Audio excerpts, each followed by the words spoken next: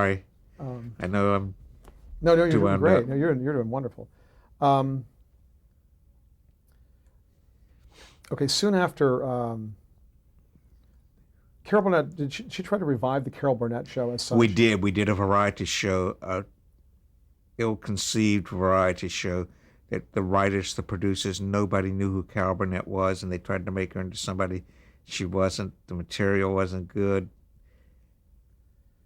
Everything was wrong on it. I don't know about the costumes. I don't really remember. I just know that it didn't work, and she was smart enough to know after the third show that it wasn't working, and she herself pulled the plug, which was a gracious death, as it was just not working. Right, right. Um, you did a show with Ann Jillian called Yes, Jennifer Slept Jennifer Here. slept here. What was that like? What was she like to work with? I loved Anne. She was very. She'd been a child star, and we had children on that show, and she was so protective of them.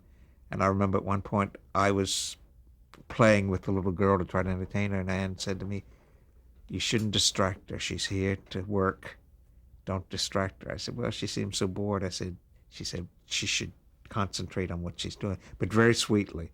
She was very caring and cared about everybody. And I did, after that, I did a lot of nightclub clothes for Anne. But that was a tough show because it had a lot of blue screen in it because we were doing, she was a ghost. Was that did that present challenges just because she played a ghost in terms Yeah, of whenever design? you've got technical things like blue screen, it's always a challenge. To me, it is because you got to remember, that you can't have any blue or green or this or that. You never know what's not going to work in it, so you're limited in your color range. And it seems like for nightclub, I just remember that she would always appear in specials in shimmery type Yeah, costumes. I did a lot of beat it clothes for. Um, you work with Bonnie Hunt on the Bonnie Hunt show. Yeah, I mean, there's a lady who just is not afraid of anything. She'll write it, she'll direct it, she'll produce it, she'll put on the makeup on the people if you wanted to. She'll do anything. Uh, she'll do anything except change her own image. She's very insecure about her looks, and I finally learned on that show that you bring in a rack of clothes and let Bonnie pick out what she wants to wear, and usually it's going to be a little black suit or a little black dress, and it works for her, so you can't fight it. It's hard to change, but she in her own mind doesn't look the way she wants to look, so she's very skittish about what she'll wear. Did you design originals for her, or was it mainly off the rack? Shopped it all, and then once I would find something that would work, so quite often I would copy it for. There's a little print dress that she liked, and I would make different versions of that. But usually, after trying a lot of stuff, I would just bring in clothes, and she would try and pick out what she wanted to wear, which is not the ideal costuming job, but that's the way it evolved. She TV lasted about 5 minutes, I think. Terrible experience. A sketch type show, right? Yeah. Different challenges, or just Once again, we had two schools of thought. We had George Slaughter, who hired me primarily from the old school of variety and singing and dancing, and we had uh, Bonnie and Terry Turner, I believe was their names, who were much more hip, and Carsey Werner. They were part of the Carsey Werner team, and they're from a whole different. They were from the Roseanne school, and the two did not meet well, and I certainly didn't meet well with them. They did not care for most of the stuff that I did, and that's the way it was. I tried to figure out what they wanted.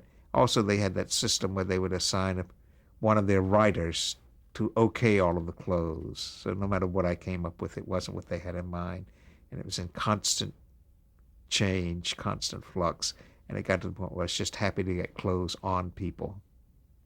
It what I was recall, the show lasted like 2 or 3 episodes. it It was was not a pleasant experience. I remember some very talented people on it, particularly Jennifer Coolidge, I think her name was, who I've seen since then on several movies, and several other people. They were all talented young kids, but the producers could not decide what the show was. I did reams of sketches for that never hit the air. I made dozens of costumes that never hit the air. You worked again with Debbie Allen on a show called Cool Women on Women's Entertainment, WE. Yeah, Debbie produced that and directed and choreographed it, and it was a series of small dance numbers that would introduce biographies that Debbie was taping. And Debbie and the choreographers would just tell me what they wanted, and I put together these small little numbers for them. and it was done very quickly. And once again, Debbie, being the talent that she is, would basically tell me what she wanted, and I just did it for her. There's still a matter of trust, though. Is that Yeah. all the people sound like you worked with, there's been a large. The best collaborations have been with that, right? Yeah, when they hire you and they trust what you're going to do for them. Let's talk just a little bit about an area that I think a lot of people may be most highly interested in, and that's awards shows. And you've done a slew of them. I've Academy been Awards, very fortunate. Emmys, and all of that. How did you make the transition? How did that come about from Variety to the awards shows? Well, Was it a natural? I started working on the Academy Awards when I worked at NBC. I did an Academy Awards show, I think it was in 1953 or 54. I remember going to the Coconut Grove to do the pre-show or the announcing of the Academy Awards. And over the years, I had dressed on the Academy Awards and been a part of it for many, many years. And people started calling me and said, would you do this? And in the beginning, when we did award shows, they were like variety shows because we did musical numbers on them. As you know now, those are a thing of the past, but that's how I started working on them, because we did do musical numbers and we did sketches. So it was like doing a variety show. Now when we do them, I'm primarily there as a support team in case anybody needs anything. And a lot of very loyal producers still call me, and a wonderful associate producer by the name of Michael Seligman, who has been so good to me. And whenever he's working on an award show, he just calls and says, will you do it for us? And I do it. It's that simple. Quite often, I don't do anything except show up and stand by in case anybody needs anything. Well, before the era of Who Are You Wearing, which has been pretty much the last 10 years, it seems, what were the demands of designing for the award shows in terms of, I mean, everything now is like there's a name attached to it. It's everything you see, especially with the stars. Back then, were there requests that you design evening wear for some of the stars? Sometimes I did. Let me think. I did Lily Tomlin. She called me once and she said, I want to be Ernestine, but I want to be Ernestine at a glamorous award show. And I did a white beaded dress that had a telephone embroidered on the shoulder of it. One year she called me and she said, I want to be the tackiest star possible. And I did a very exaggerated drapey dress with a little white mink stole, and she came in with 2 wolfhounds. I did Martha Raye on an award show. She had been on an Andy Williams show, and she liked what she wore, and she said, do me a dress for that. I did the last dress that Betty Grable wore to an award show. Once again, she'd been on a variety show and liked what she wore and asked me to do a gown for her, and it was the last public appearance that she made. I did the last gown that Lucille Ball ever wore to an award show, because we had worked together a lot over the years. So maybe it's not too lucky to have me do award show dresses. This Lucille Ball dress was worn in 1989. Is that the year? I think that was the year that she passed away. Are you aware that dress was just sold at an auction in Beverly Hills last year? And this was the costume that she wore, and it was for sale. It was at the Hollywood Memorabilia auction held in Beverly Hills last year. I didn't know if you knew that. No, I knew that Lucille herself called me the morning afterwards, and she said, buy this damn dress back from me. And I said, I don't want to buy it, Lucy. She said, well, I can't ever wear it again. I've been photographed more in that dress than anything I've ever worn. She said, I'll never be able to put it on again.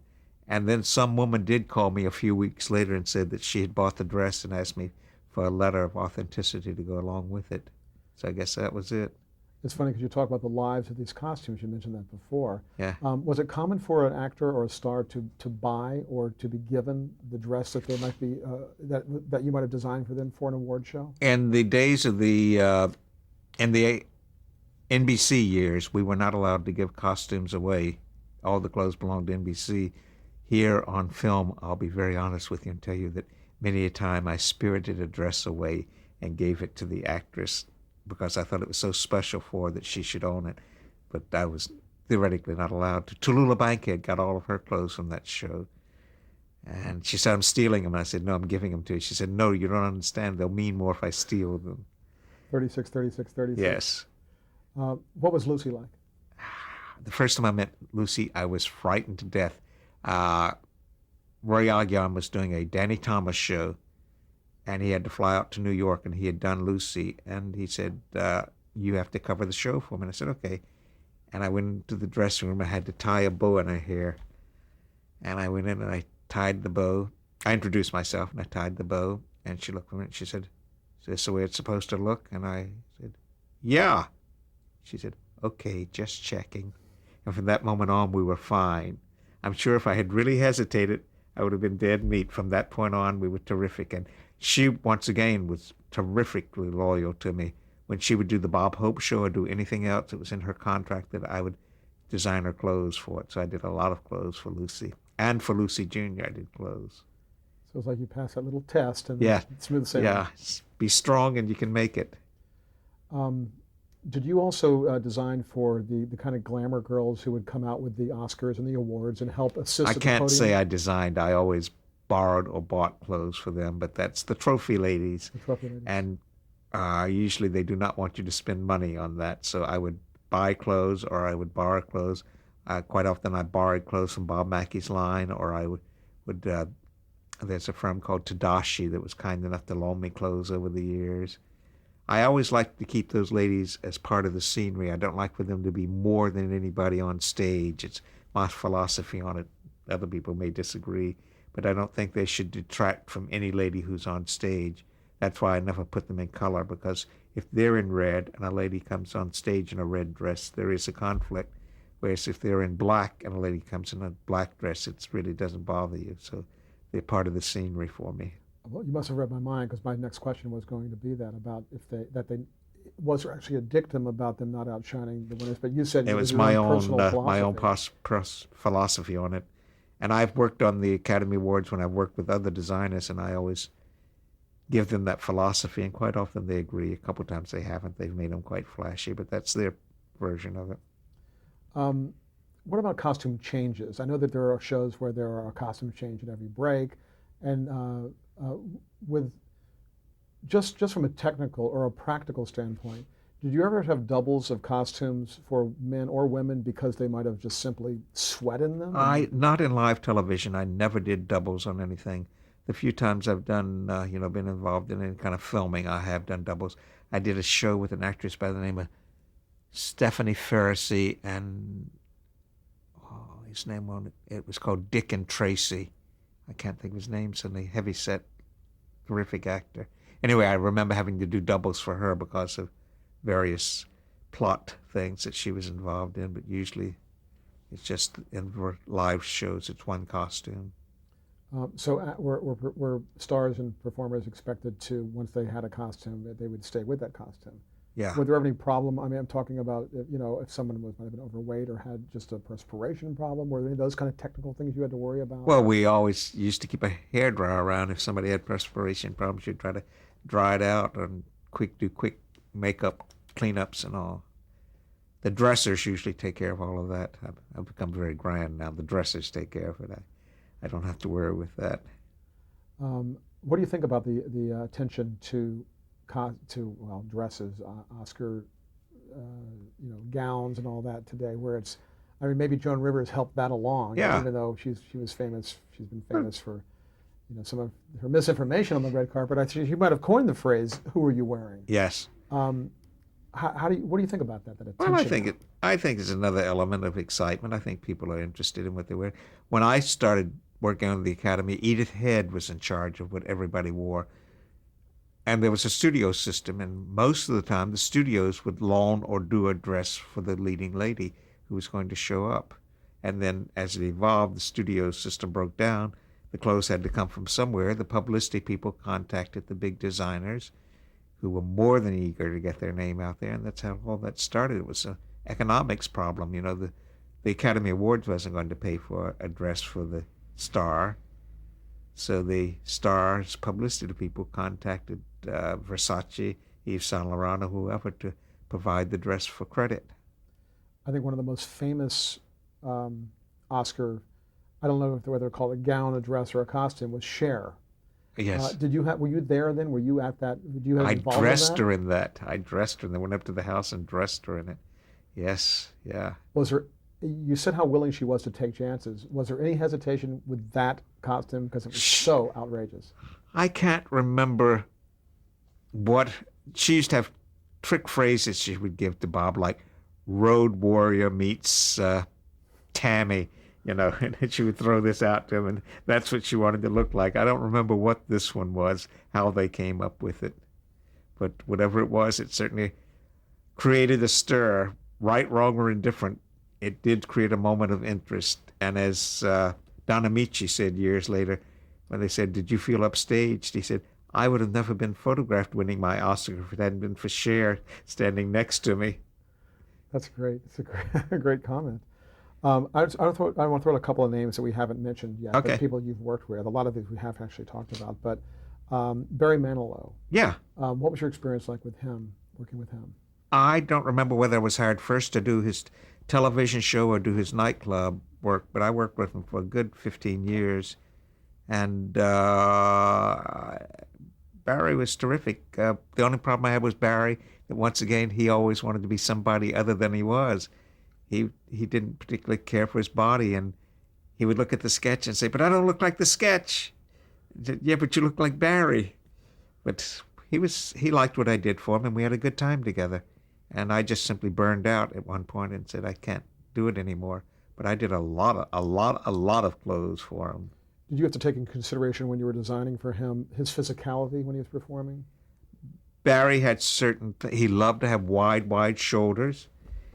He loved the pants to fit quite well in the behind. And that's all I really remember. He liked flash. We started out doing a lot of flash clothes, lots of shine and flash. It eventually evolved to a more tailored look, but that's what we started out with. Would you also design for background singers and things like that? Yes, I did background singers, who were always a challenge because Barry's two ladies were such different sizes and all, but somehow I came up with clothes for him, and we designed and made all of that.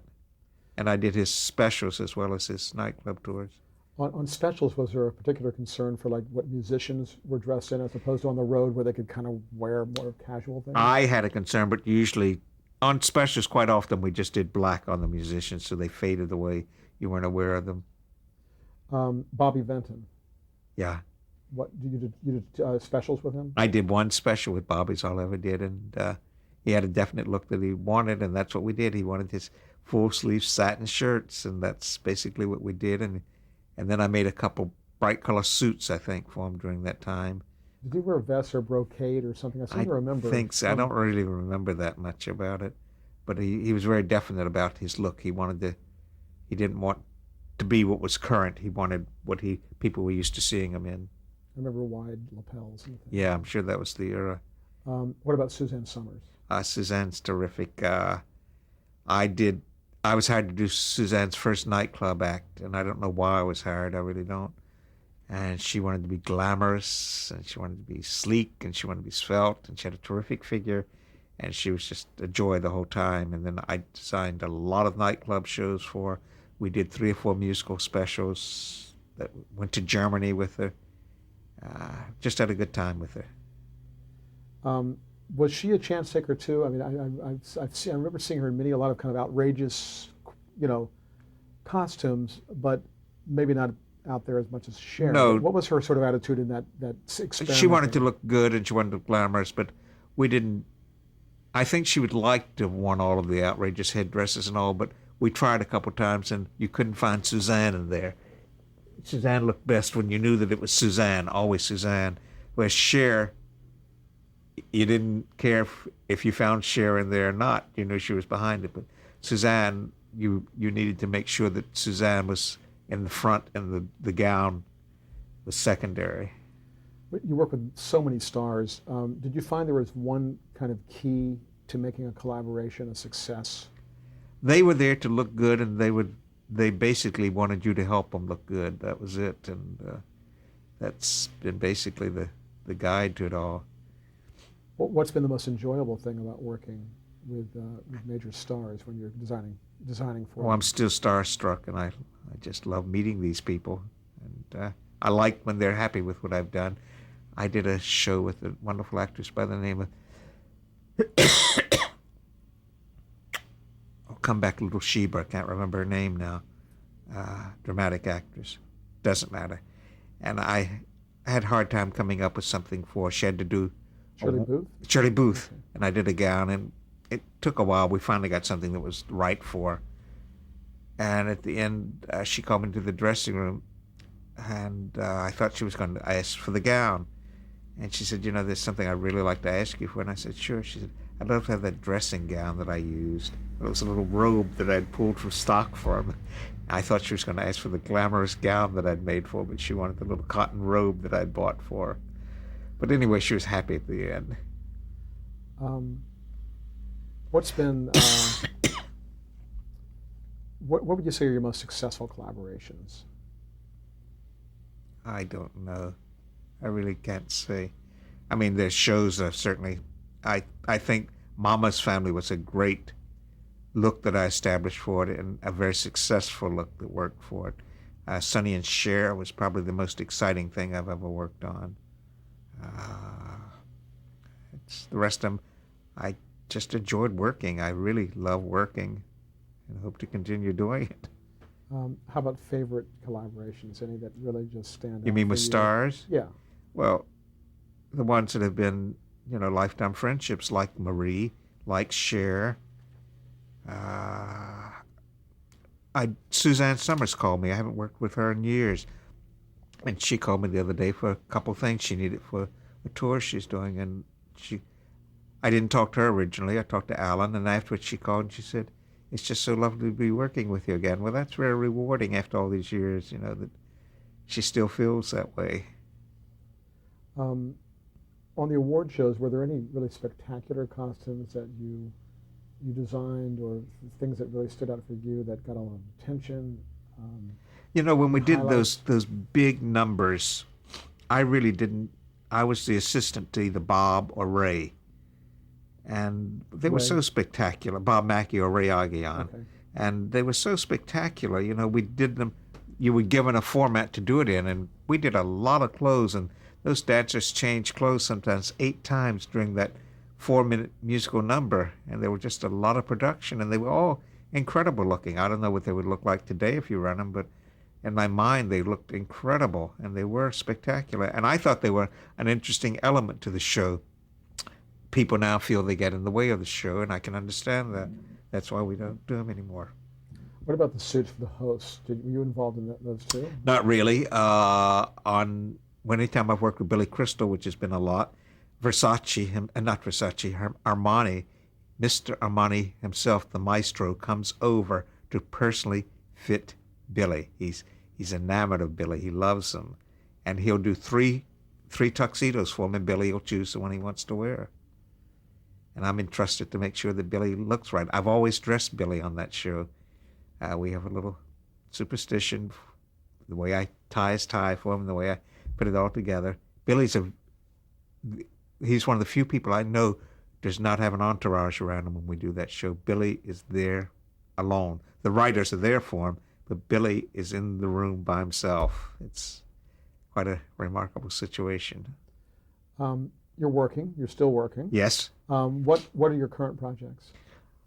Right now, we have a company. I don't belong to it anymore. I still work there. Elizabeth Courtney Costumes.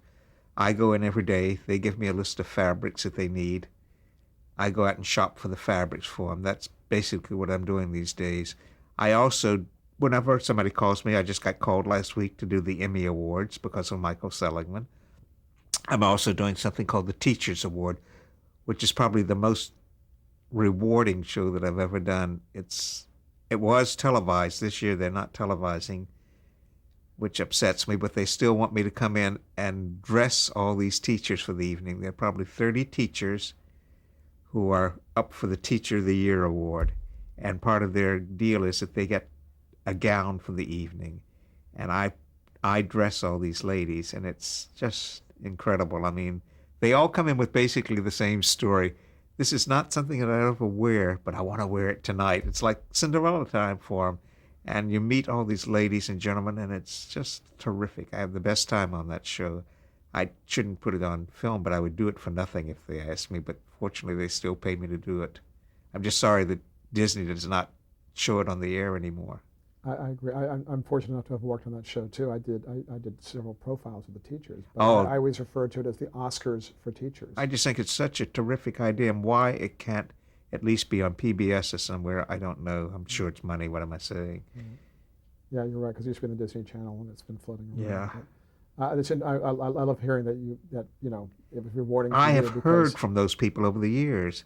One lady called me 3 years in a row saying that she was going to such and such an affair. Would I mind sending her something to wear? And it was my pleasure to send her something to wear. That's great. What attracts you to a project? I don't. I'm always hired. I never go out looking for anything. I was very fortunate. I went from one project to the other, and I never really went out to look for a project. So I can't really say there is anything that attracts me to a project. Somebody hires me and I try to do it. I wish that I had a better technical knowledge. As I said earlier, I wish that I had been trained as a designer. I wish I'd been trained as a sketch artist, but I wasn't, so I had to make do with what I had. But anybody who's coming along, I would tell them to learn as much as they can, to get as much technical knowledge as they can. It seems like you still enjoy working, do you? I do. I want to go to work every day. A couple of years ago, I decided that I was not going to do that, and I took 2 weeks off, and I was miserable. That's great. To have that enthusiasm still, that's like a shining star. There are some designing credits that you have had that maybe you could speak very briefly about. Broadway shows, Las Vegas shows. Can you speak about those? I did one Broadway show. It was called Vintage 60. It started here in town as a local review, and we ran for a year. And then David Merrick, for some unknown reason, decided to take it to New York. And it was a topical show about Los Angeles. And why anybody thought it would ever work in New York, I do not know. But we took it to New York, and we lasted, I think, 4 performances. The only really great thing that came out of it was Michelle Lee, who I'm still friendly with, incidentally. She was about 16 years old when we did the show, and Merrick spotted her in it and pushed her on to other shows, but the show was a disaster. Should have never gone. Nightclub work, I've certainly done a lot of it. I did Elton John's tour for a couple of years, and I did outrageous clothes for him. And you never knew whether he liked it or not until suddenly I would get a call from the road saying Elton wants 3 more of that same outfit made. And then I figured, well, he must have liked that one. I've done, as I said, Barry Manilow, Luther Vandross. Suzanne. I did a lot of nightclub work for Suzanne Summers. And Jane Powell. I did nightclub work for Jane Powell, who I adored. So I go way back. Okay. We'll have one more tape change. Okay. Okay.